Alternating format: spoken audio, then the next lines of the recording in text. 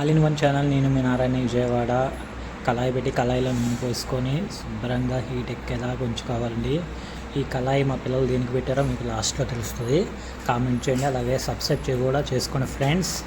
అలాగే బంగాళదుంపలు బఠానీ మాత్రం 6 గంటల సేపు నానబెట్టుకొని బంగాళదుంపలు బఠానీ ఉడకబెట్టుకొని ఇలా పేస్ట్లా చేసుకోవాలండి.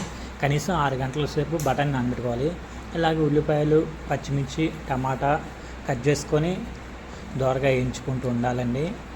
వేయించుకున్న తర్వాత ముందుగానే కట్ చేసుకున్నాం కాబట్టి ఇవన్నీ మనం ఏది ఎమ్మటి కుక్ అయిందో దాన్ని బట్టి వేసుకుంటూ నిదానంగా వేయించుకోవాలి. కలర్ చేంజ్ అయ్యేంతవరకు, పచ్చివాసన పోయేంతవరకు ఇంట్లో శుభ్రంగా ఏగనివ్వాలి అట్లన్నిటిని.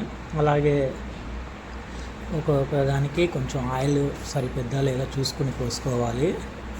ఈ శుభ్రంగా వేగిన తర్వాత నీట్గా ఉల్లిపాయలు బాగా దగ్గరికి మగ్గాలి.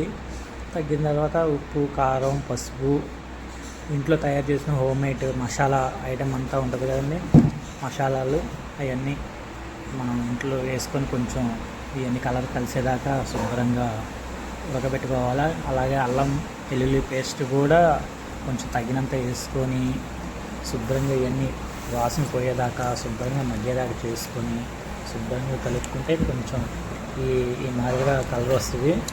ఉప్పు, కారం, మసాలా, ఈ పసుపు తగినంత వేసుకోవాలి. ఎక్కువ మాత్రం వేసుకోవడానికి లేదండి. ఉప్పు కానీ ఇవన్నీ మసాలాలు ఇవన్నీ ఇంట్లో తయారు చేసిన మసాలాలు కాబట్టి కొంచెం జాగ్రత్తగా వేసుకొని కొంచెం దగ్గరికి ఉడికేటట్టు చూసుకోవాలి. ఇదంతా ఉడికిన తర్వాత మనం కలుపుకున్న బఠానీ ఉంది కదా, మిక్చరు, అది పొయ్యిలో కళాయిలో వేసుకొని దాంట్లో లైట్గా నీళ్ళు పోసుకుంటే మసాలా చాట్ రెడీ అండి. చాటు ఇలా ఉంటుందండి.